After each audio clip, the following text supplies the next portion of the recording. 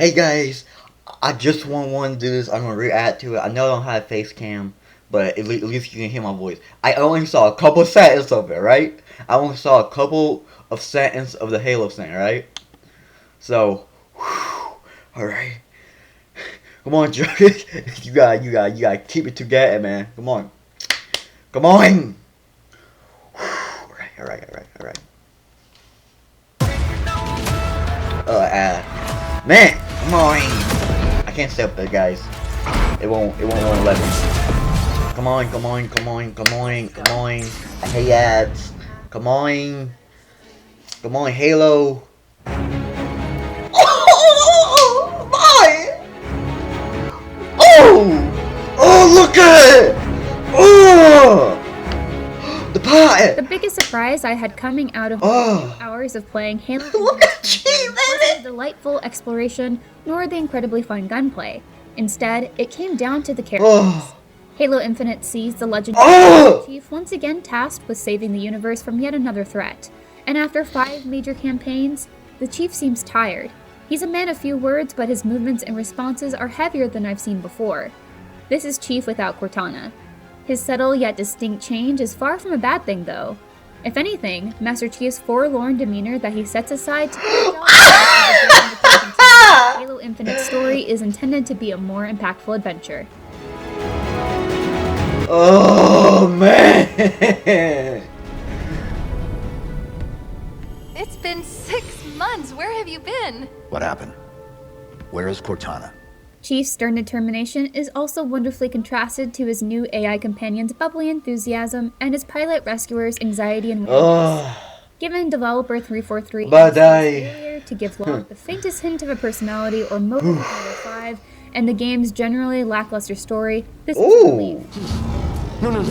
That's way different than the 2019 trailer. I need a weapon.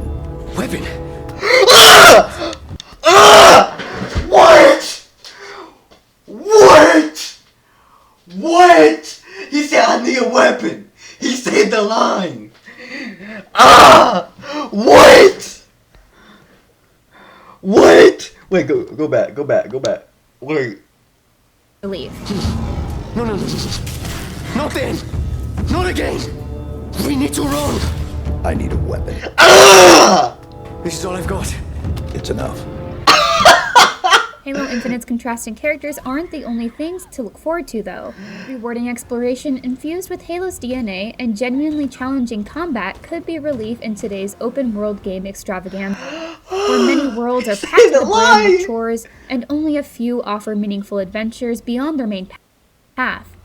If things continue the way I played in my 4-hour hands-on time, I think Halo Infinite could fall into the latter. That's not to say there aren't some essential elements of Halo Infinite I'm curious to see if 343 can pull off, like Chief's storyline with Cortana. For now, oh my goodness, come out Val Cortana, baby! Even more eager for Halo Infinite's December 8th launch.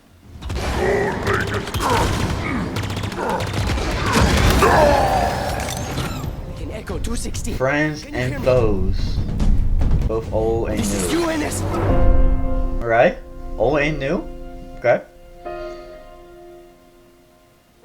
Time and time again, Master Chief has woken up to fight a new enemy.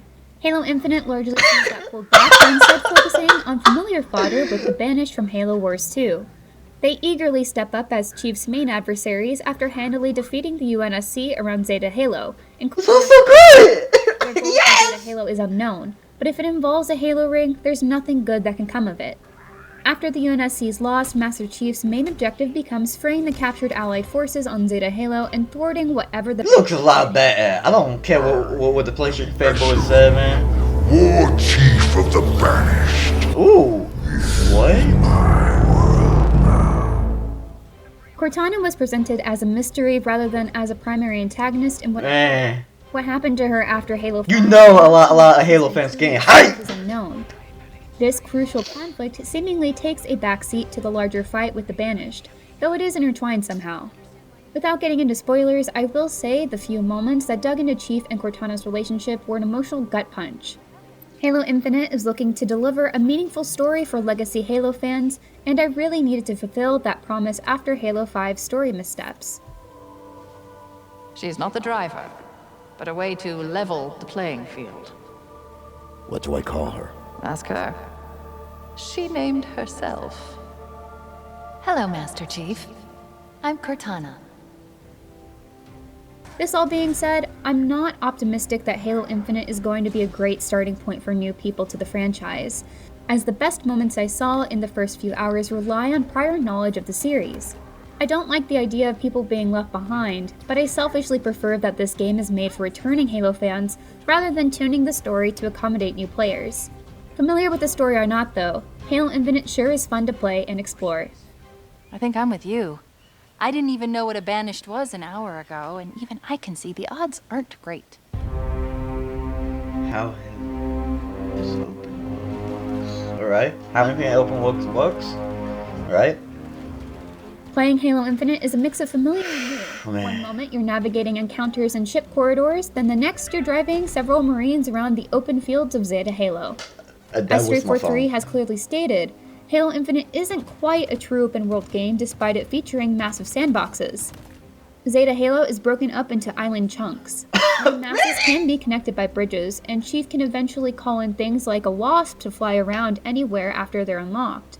So eventually we may get to freely explore unlocked areas, but our range will be limited and more focused at first. Zeta Halo is littered with UNSC camps called Forward Operating Bases that were claimed by the Banished after the UNSC lost the big Look how fight. good this game Clearing a look! base and reclaiming it I replaces knew it! Marines. Even better, cleared bases convert to instant fast travel points and earn you Valor. Worry not. Valor isn't some sort of spendable currency. It's instead a point-based tracker of how much ground the UNSC has on Zeta Halo. The more Valor you have, the better backup and gear you can call in. As far as I could tell, earning Valor and reclaiming the Marines? Broken Ring is entirely optional. We can get So Marines? what else can you do when you're not hunting down the next clue to the Banished plan? People don't just get to give the Master Chief a fetch quest. The only one who really gives Master Chief any sort of command is a new AI codenamed the Weapon. She's meant to destroy Cortana and is in turn supposed to be destroyed when her operation is complete. Though Cortana is seemingly gone, the Weapon remains and is happy to assist Master Chief until she reaches her eventual demise. Much like Cortana, the Weapon will call out enemy attacks, notable objectives, Banished facilities that need destroying, and Marines in need of rescuing. I was more likely to come across a random patrol of enemies than an actual objective, but I didn't feel like I had to go too far to find something fun to do. I enjoyed the quiet Oh my moments though. goodness, man. It looks Following so Zeta beautiful! Halo's native space groundhogs or just enjoying the view was a pleasant reprieve from the action. The wildlife. I was ready to get back to it though. I could also hunt down and eliminate special targets to collect a unique version of their signature weapon that's equipable at Bob's. And of course, there are plenty of collectibles. A new scanner tool does make them a bit easier to find. What if you was have that an idea of grunt where to doing? look. The scanner's range is rather limited though, so it's not a free pass to finding secrets. I'd be remiss if I didn't mention the Grunt and Marine dialogue. They're hilarious. The grunts are as silly and oddly aggressive as ever, and have a surprising number of lines, Humans would never fight grunts like us. He's here! while the Marines are far more confident and excited about joining the Chief in battle. Their commentary made exploring all the more enjoyable. Just in the nick of time, Chief.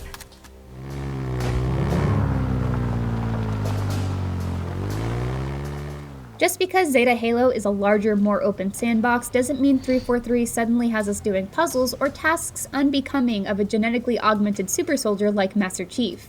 Fighting enemies and destroying their stuff is always at the center of Halo Infinite's gameplay, and whether I was taking on a roaming pack of Banished or infiltrating a fortress for a story mission, the more open nature only served to give me more options for combat.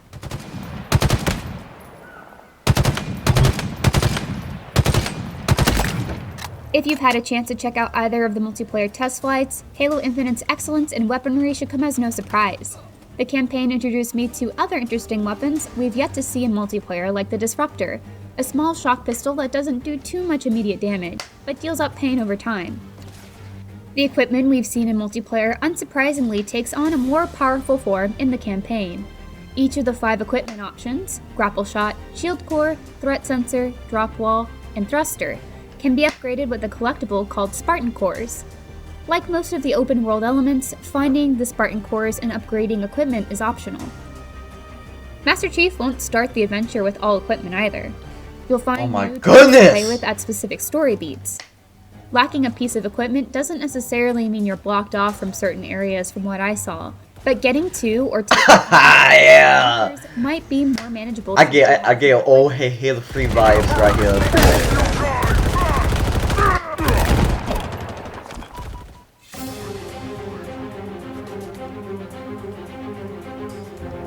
Most of the big story beats happen in large, foreboding structures that could be viewed as something akin to dungeons. These offer a more classic Halo experience. Grunts, jackals, brutes, and elites Oh my made up the bulk goodness, of the look at opponents this I faced. area. Their role, weapon, and armor This area variety is didn't like feel lacking in combat. destroyed. I came across one set of brutes that were so geared up they nearly qualified as a mini boss fight. The hunters make a return too, and are fun to fight as always. This being another ring, the Flood was alluded to, though I never saw them. The Prometheans weren't present either. 343's vision of recapturing the essence of Combat Evolved in Halo Infinite means there's not really room for them, and honestly, I had plenty of fun without them. I didn't see any drones either, so I'm hoping the new flying enemies equipped with hardlight weapons, the Skimmers, will be their replacement. The real combat stars, though, are the boss fights. The first one with a brute lieutenant named Tremonius absolutely kicked my ass at first on heroic difficulty. A moment without movement rewarded Tremonius as he entered the encounter guns blazing and took me out twice in a row. I had been handling heroic without any issues up until that point, so I was stunned to see how Tremonius' aggression and support from 2 jackals paid off. I quickly got to work on a strategy and happily took on the challenge.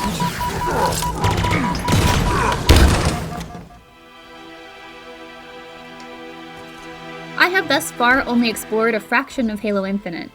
Though the map isn't as large as something you'd find in an Assassin's Creed. Far from it, I'd say. What it does hold seems to offer something more curated with excellent combat at its heart. The story part is what I'm most curious about now. 343 needs to stick the landing in the plot department, especially with regard to giving us a satisfying resolution to the Chief and Cortana's relationship. If they can finally deliver that well-rounded classic Halo experience, then they'll have successfully and definitively made Halo their own. For more on Halo Infinite, check out our exclusive reveal of the new Streets multiplayer map, and stay tuned all November long for more IGN First coverage on Master Chief's latest adventure.